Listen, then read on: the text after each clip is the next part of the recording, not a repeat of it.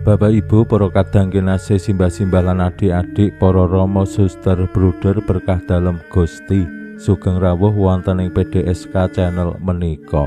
Kados pundi kabar panjenengan? Mugi-mugi bagas kasarasan kesehatan kawilujengan tansah mengku kula panjenengan sami anggenipun kelampahi gesang ing dinten menika, lan mugi-mugi lumantar panglimbang basa Jawi wawesan Injil kula panjenengan sansaya saged gayuh iman kapitadosan ingkang leres lan mantep. Langkung-langkung anggenipun kula panjenengan ing mangsa prapaskah menika sansaya saged mujudaken komunitas utawi paguyuban gesang sesarengan sing begja rahayu bahagia kanthi nglambari relasi utawi pasrawungan alandhesan katresnan dalem Gusti, gesang ingkang penuh tresna tintresnan.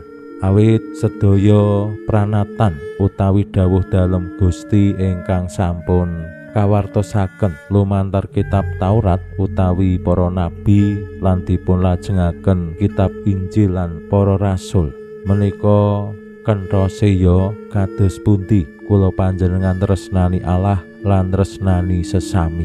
Menika dados bab sing paling baku wonten ing gesang. Mila mangsa prapaskah ugi dados rana anggenipun kula panjenengan sansaya nggadahi manah utawi ati sing kebak ing katresnan saengga kula panjenengan saged tresnani Gusti Allah lan tresnani sesami kados tresnani awakipun piyambak. Gusti Yesus lumantar waosan Injil dinten menika paring jawaban sing cespleng dumateng salah setunggaling ahli kitab ingkang nyuwun pirsa menapa sing paling pokok wonten ing kitab Taurat utawi kitab para nabi. Pramila monggo kita pirengaken sabda dalem Gusti ing dinten menika lan kita wiwiti kanthi sembahyang sawetawis. Konjo ing asma dalem Yang Rama saha Yang Putra tuwin Yang Roh Suci. Amin. Suawi sami munjuk Gusti Yesus sabda dalem Yang Rama ingkang sampun manjalma mugi karsa ngandika dhateng kawula wonten ing asepen ing telenging manah kawula kabikao kegiatan lan panglipur ingkang manjing ing sabda dalem kapenuwana kawula mawira ing kawicaksanan dalem. Mugi-mugi srana anggen kawula maos lan mirengaken sabda dalem kawula sansaya nunggil ing sampeyan dalem. Amin. Waosan Injil kapetik saking Injil Markus bab 12 ayat 28b ngantos dumugi 30 sekawan.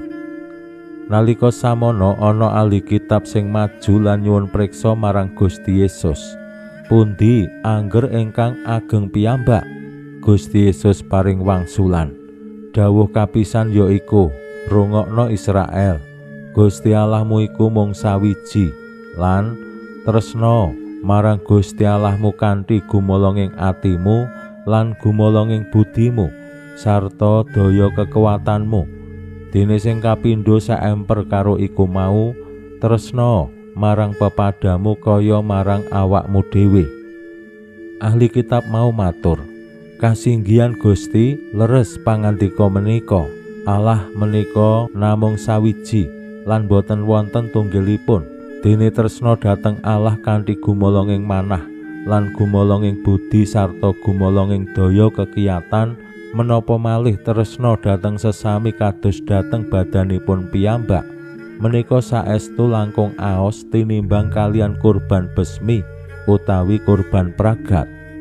Gusti Yesus priksa patiti sing ature banjur ngandika, kowe wis ora adoh saka kratoning Allah lan ora ana wong sing wani nyuwun priksa maneh. Makaten sabda dalem Gusti.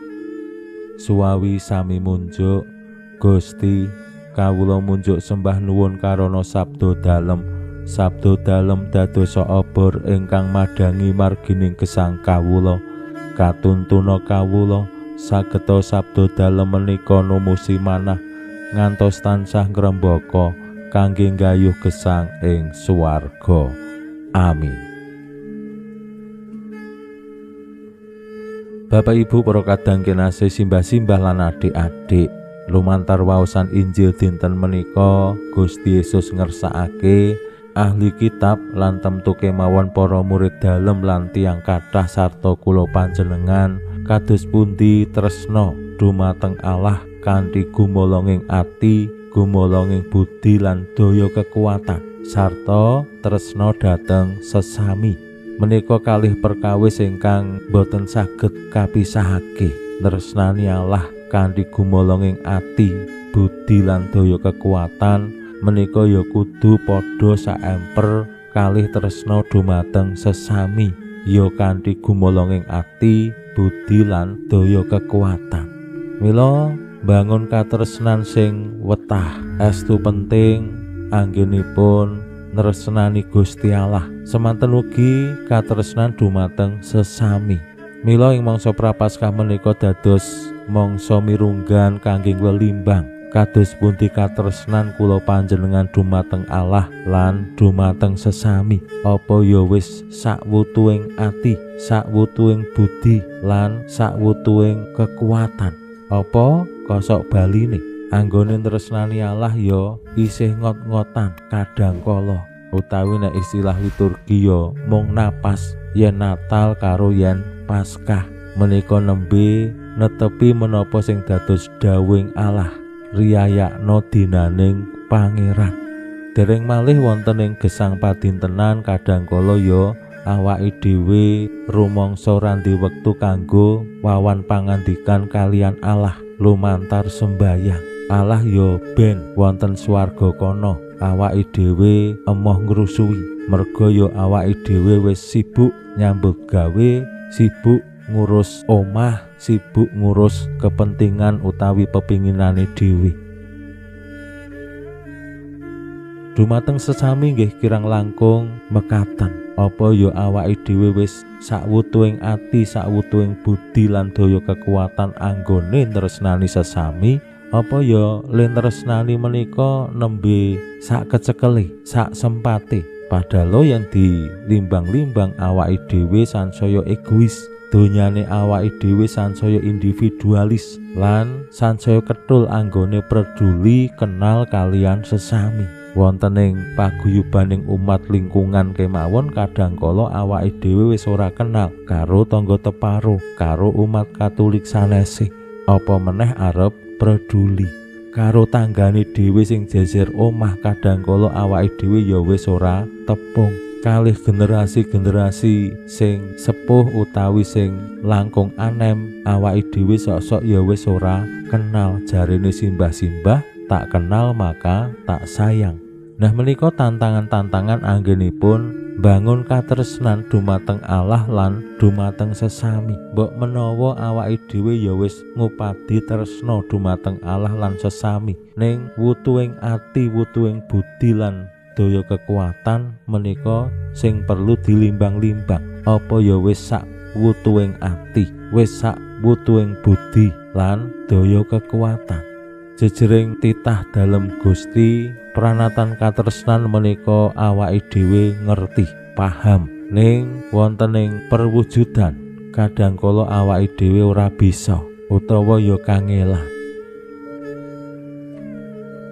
Wonten ing pasamuan kemawon ketingal nggih yen mangsa prapaskah menika sing tindak gereja kadangkala langkung kathah boten kados adat sabene ing dina Minggu biasa. Ing misa Rebu Awu kala wingi, wah sing tindak gereja bludak akeh banget. Sok Paskah mbok menawa ya mekaten sing tindak gereja wakeh banget ngasih pasang kajang.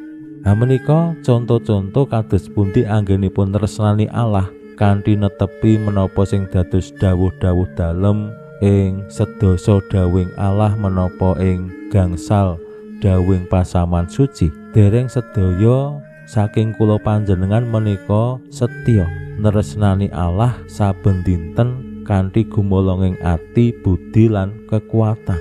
Menapa malih tresna dumateng sesami. Kadangkala wonten tiyang sing nggadhahi pemahaman sing penting tresna dhateng Allah. Karo pepadha ya gumantung, aku cocok ora, aku seneng ora, aku duwe wektu ora, aku mesake apa ora.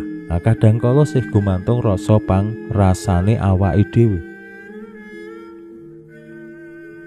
Mila mangsa prapaskah menika dados mangsa pamartobat kangge kula panjenengan wangsul malih anggenipun tresnani boten mawi katresnane awake dhewe ning kados pundi katresnan dalem Allah ingkang sampun karentahaken lumantar Gusti Yesus lan awake dhewe migunakake katresnan dalem kanggo tresnani Allah lan sesami. Pinuji Allah sakmenika sarta ing salami-laminipun. Salam sehat, salam bahagia, salam katentreman. Lan mugi-mugi lumantar panglimbang dinten menika kula panjenengan tansah jinangkung ing berkah dalem Gusti ingkang Maha Kuwasa, Yang Rama saha Yang Putra tuwin Yang Roh Suci. Amin.